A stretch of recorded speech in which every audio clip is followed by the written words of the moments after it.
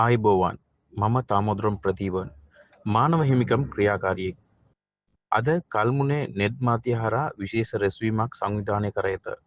මේත දිනවල කල්මුණ ප්‍රදේශයේ සිදුවමින් පවතින සමහර පිළිකුල් සහගත ක්‍රියාකාරම් සම්බන්ධයෙන් අදහස් ප්‍රකාශ කිරීම සඳහා මෙම රැස්වීම සංවිධානය කර ඇත. ඒ පදනම මත මෑත දිනවල උණුසුම් මාතෘකාවක් බවට පත්වී ඇති කාරණයක් ස්වාභාවික ජල මූලාශ්‍ර අත්පත් කර ගැනීමේ උත්සාහයට සම්බන්ධයි. ඒ හා සමානව කල්මුණේ මධ්‍යම ප්‍රදේශයක් ලෙස සැලකෙන කල්මුණේ ප්‍රධාන පොලිස් ස්ථානයට යාපදව කල්මුණේ ලංකා බැංකුවට ආසන්නව සහ කල්මුණේ දකුණු ප්‍රදේශයේ ලේකම් කාර්යාලය, කල්මුණේ මහනගර සභාව, කල්මුණේ ප්‍රාදේශීය සෞඛ්‍ය දෙපාර්තමේන්තුව, නිවාස අධිකාරිය, දිස්ත්‍රික් ඉඩම් ලියාපදිංචි කිරීමේ කාර්යාලය, මාර්ග සංවර්ධන අධිකාරිය, ලංකා විදුලි බල මණ්ඩලය, ජාතික ජල සම්පාදන හා ජල ප්‍රවාහන මණ්ඩලය සහ කල්මුණේ උතුරු ප්‍රදේශීය ලේකම් කාර්යාලය වැනි සියලුම රජයේ දෙපාර්තමේන්තු පීඨා ඇති ප්‍රදේශයේ පීඨා ඇති ජල පෝෂක ප්‍රදේශය ගොඩනැගිලිවල නටබුන් බෑර කරන, කසල බෑර කරන සහ අපද්‍රව්‍ය බෑර කරන ස්ථානයක් බවට හිතාමතාම පත් කර ඇත.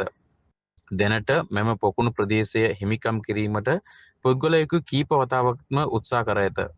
ප්‍රදේශයේ ග්‍රාම නිලධාරී, ගම් සංවර්ධන සංගම් සහ ස්වේච්ඡා සේවකයන් ඔහුගේ ඉඩම් අත්පත් කර ගැනීමේ උත්සාහයන් කීප වතාවක්ම නවතා දමා ඇත. අදාළ ඉඩම මාර්ග සංවර්ධන අධිකාරියේ සහ ජාතික ජල සම්පාදන හා ජල ප්‍රවාහන මණ්ඩලයේ වගකීම යටතේ පවතී.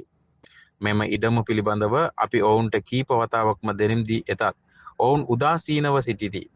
මේ වන තෙක් ඔවුන් මෙම ඉඩම් අත්පත් කර ගැනීම සම්බන්ධයෙන් කිසිදු ක්‍රියාමාර්ගයක් ගැන නොමැත.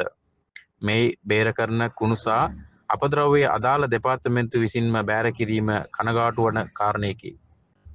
එපමණක් නොව යාපද ඉඩමේ ක්‍රියාත්මක වන කල්මුණේ පොලිස් ස්ථානය පවා මෙම ඉඩම් ආක්‍රමණය තවමත් දැක නැත. ඒ හා සමානව කල්මුණේ මහනගර සභාවද මේ දැක නැත.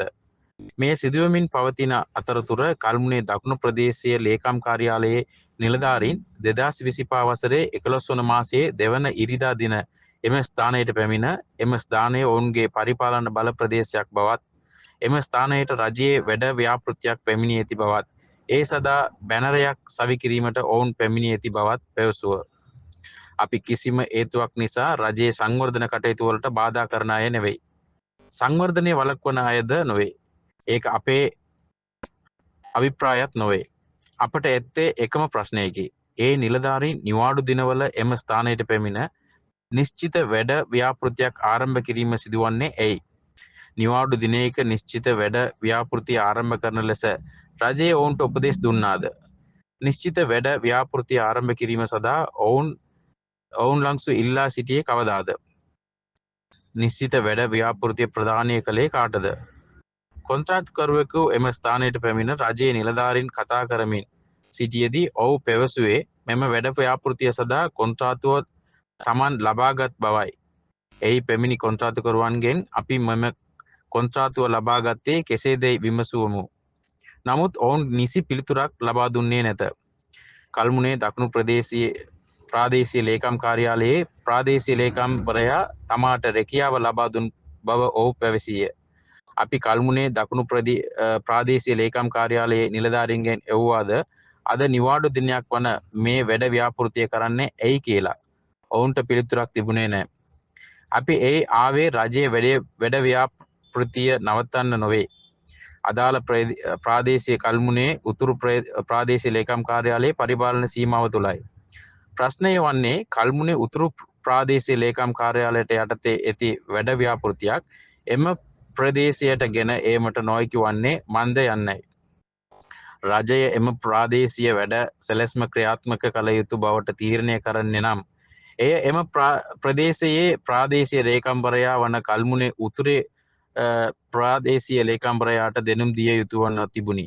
ඒ නිසා ඒ හා සමානව කල්මුණේ උතුරේ ප්‍රාදේශීය ලේකම්වරයාට කල්මුණේ එක ප්‍රාදේශීය ග්‍රාම නිලධාරියටද දෙනුම් දිය යුතුව තිබුණි.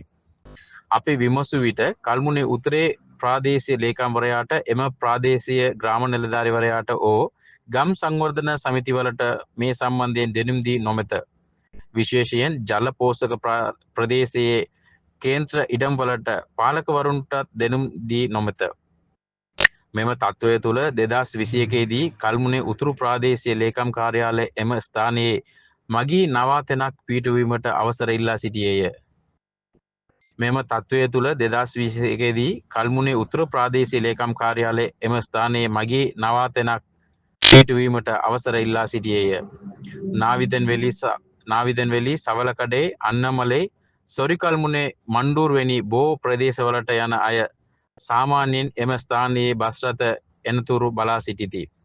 මෙය සෙලකිල්ලට ගනිමින් 2021 දී කල්මුනේ උතුරු ප්‍රාදේශීය ලේකම් කාර්යාලය එම ජනතාව සදා කුඩා මගී නවාතැනක් පිහිටුවීමට ජාතික ජල සම්පාදන හා ජල ප්‍රවාහන මණ්ඩලයට ඉල්ලීමක් ඉදිරිපත් කළේය. ඒ අවස්ථාවේදී නිශ්චිත ස්ථානය ලිඛිතව ලබා දිය නොහැකි බව ඔහු පැවසුව. අදාළ ඉඩම කරවකුවත්තේ කෙත්වලට ජලය සැපයයි හැකි ජල පෝෂකයක් බවත් ඉඩම පුරවා හැරියොත් මෙම ප්‍රදේශයේ සියලුම රජයේ ආයතන ගං වතුරෙන් යටවීමේ අවදානමක් ඇති බවත් ඔහු පැවසුව. එය සත්‍යයකි. කුඩා වෙස්සක් ඇති වුවද සියලුම රජයේ කාර්යාල ජලයෙන් යටවීමේ අවදානමක් ඇත. නිශ්චිත ස්ථානයේ ජලය ගලා යයි. බොහෝ රෝග ඇතිවේ. බොහෝ හේතු නිසා ගොවින් පීඩාවට පත්වනු ඇතැයි ඔහු පැවසුව. ඔවුන් ඉදිරිපත් කළ ඒ සාධාරණ වූ නිසා අපි එය පිළිගත්තා.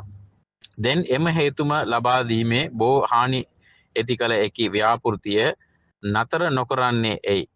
අපගේ ප්‍රශ්නය නම් පුද්ගලයෙකුට එම ඉඩම නීති විරෝධී ලෙස අත්පත් කර ගැනීමට අවශ්‍ය වූ විට ඔවුන් එය නොදෙන සිටියේ ඇයි? එපමණක් නොව මෙම ස්ථානය මාර්ග සංවර්ධන අධිකාරියට ලබා දී ඇත්තේ නොදෙනි. මාර්ග සංවර්ධන අධිකාරියේ මායිම් ගල තබා ඇත. මෙම ස්ථානය ජාතික ජල සම්පාදන හා ජල ප්‍රවාහන මණ්ඩලයට අයත්ද? එය මාර්ග සංවර්ධන අධිකාරියට අයත්ද? එය කල්මුනේ මානගර සභාව අයත්ද? එය කල්මුනේ උතුරු ප්‍රාදේශීය ලේකම් කාර්යාලයට අයත්ද? එය තවමත් අපැහැදිලිය. දකුණු කල්මුනේ ප්‍රාදේශීය ලේකම් කාර්යාලයේ දැනට මෙම ජල පෝෂක ප්‍රදේශයේ ව්‍යාපෘතිය ක්‍රියාත්මක කිරීමට කටයුතු කරමින් සිටින අතර එය අයිතිය ඇත්තේ කුමන දෙපාර්තමේන්තුවටද යන්න පැහැදිලි නැත. මේ පමණක් නොවේ. මේ ආකාරයෙන් බොහෝ ස්ථාන ආක්‍රමණය වෙමින් පවතී. ස්වාභාවික සම්පත් ආරක්ෂා කිරීම සඳහා අපි අඛණ්ඩව අනවසරයෙන් අල්ලා ගැනීම